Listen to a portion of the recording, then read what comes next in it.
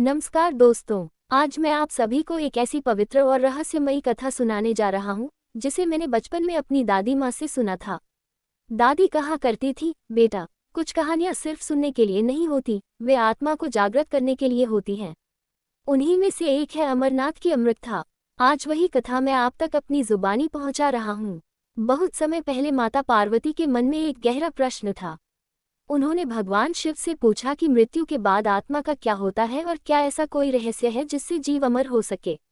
भगवान शिव मुस्कुराए, लेकिन उन्होंने कहा कि यह ज्ञान साधारण नहीं है और इसे किसी एकांत स्थान में ही बताया जा सकता है।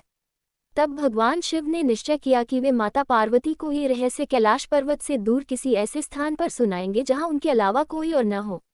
भगवान शिव माता पार्वती को लेकर कैलाश से निकल पड़े।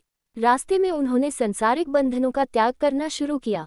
उन्होंने अपने वाहन नंदी को पहलगाम के पास छोड़ दिया, चंद्रमा को जटाओं से अलग किया, गंगा को पृथ्वी पर प्रवाहित किया, सर्पों और भस्म का भी त्याग कर दिया। दादी बताया करती थी कि यह त्याग हमें सिखाता है कि अमर होने के लिए शरीर नहीं, बल्कि अहंकार को छोड़ना पड़ता है। चलते चलते भगवान शिव और माता पार्वती हिमालय की एक पवित्र गुफा में पहुंचे। वही गुफा आज अमरनाथ गुफा के नाम से जानी जाती है। वहां पहुंचकर भगवान शिव ने ध्यान लगाया और माता पार्वती को अमृतकथा सुनाने लगे। आत्मा, जीवन, मृत्यु और मोक्ष का वह रहस्य जिसे सुनकर जीव जन्म मरण के बंधन से मुक्त हो सकता है। लेकिन उस गुफा में भगवान शिव और माता पार्वती के अलावा 2 कबूतर भी छिपे हुए थे। वे चुपचाप पूरी कथा सुनते रहे। जब भगवान शिव का ध्यान टूटा तो उन्होंने कबूतरों को देख लिया। पहले तो वे क्रोधित हुए, लेकिन कबूतरों ने कांपते हुए क्षमा मांगी और कहा कि उन्होंने अनजाने में ये कथा सुन ली है।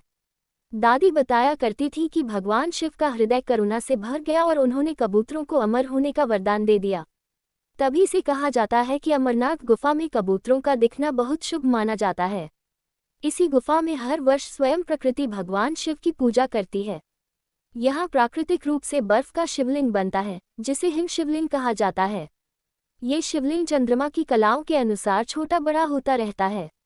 दादी कहती थी कि यह कोई साधारण घटना नहीं, बल्कि भगवान शिव की दिव्य लीला है। अमरनाथ गुफा की खोज को लेकर भी कई कथाएं प्रचलित हैं। एक कथा के अनुसार, जब कश्मीर घाटी जलमग्न थी, तब ऋषि कश्यप ने अपने तपोबल से जल को हटाया और इस पवित्र स्थल को प्रकट किया। दूसरी कथा बूटा मलिक नामक एक मुस्लिम चरवाहे से जुड़ी है, जिसे एक साधु ने कोयले से भरी थैली दी थी। वह थैली बाद में हीरों में बदल गई। जब बूटा मलिक वह हीरे लौटाने गया तो उसे साधु की जगह यही पवित्र गुफा मिली और तभी से यह स्थान तीर्थ बन गया। दादी कहा करती थी कि भगवान किसी एक धर्म या जाति के नहीं होते, वे सबके हैं। दादी जब ये कथा पूरी करती थी तो अंत में यही कहती थी कि अमृतकथा अमर शरीर की नहीं, बल्कि अमर आत्मा की कहानी है। ये हमें सिखाती है कि जो त्याग करता है वही पाता है और जो झुकता है वही आगे बढ़ता है। दोस्तों, यही वह अमरनाथ की पवित्र कथा है जो मैंने अपनी दादी माँ से सुनी थी और आज उसी श्रद्धा के साथ आप तक पहुँचा रहा हूँ। अगर यह कहानी आपके मन को छू गई हो तो इसे आगे जरूर साझा करें और मन ही मन बोले, पुष्पनकाल इस कहानी से सीख। अमरनाथ की यह पवित्र कथा हमें सिखाती है कि सच्चा अमृत वह शरीर का नहीं, बल्कि आत्मा का होता है। भगवान शिव द्वारा पंचतत्वों का त्याग ये संदेश देता है कि जीवन में ऊंचाई पाने के लिए अहंकार, मोह और लालच छोड़ना आवश्यक है। कबूतरों की कथा हमें करुणा और क्षमा का महत्व समझाती है कि ईश्वर दया से प्रसन्न होते हैं, क्रोध से नहीं।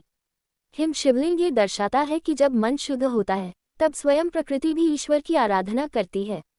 ये कथा ये भी सिखाती है कि ईश्वर किसी एक धर्म, जाति या व्यक्ति के नहीं होते, बल्कि पूरी मानवता। यह कथा आपके मन को छू जाए तो इसे आगे जरूर साझा करें। उंगली से दाहिनी और इशारा लाइक, शेयर और कमेंट में ओम नमः शिवाय लिखिए, फोल्डेड हैंड्स।